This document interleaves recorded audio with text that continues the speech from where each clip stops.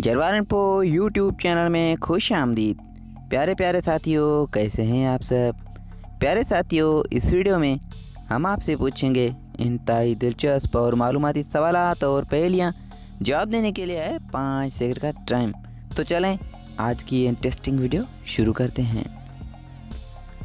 बताएं वो कौन सी चीज़ है जो खाने से पहले लाल और खाने के बाद सब्ज हो जाती है।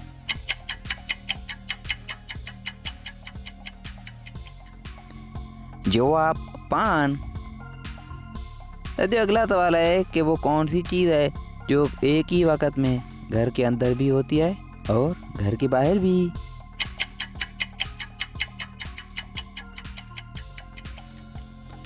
जवाब दरवाज़ा।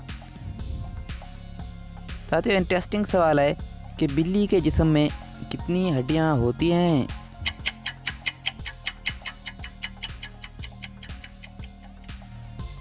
जवाब इसका 230 हड्डियां। सबसे दिलचस्प सवाल है कि वो कौन सा मुल्क है जिसके 3 नाम हैं।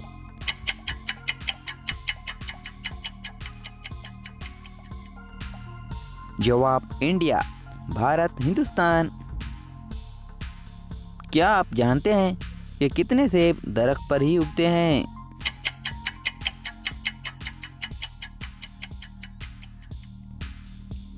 जवाब तमाम सेब दरख्त पर ही उगते हैं।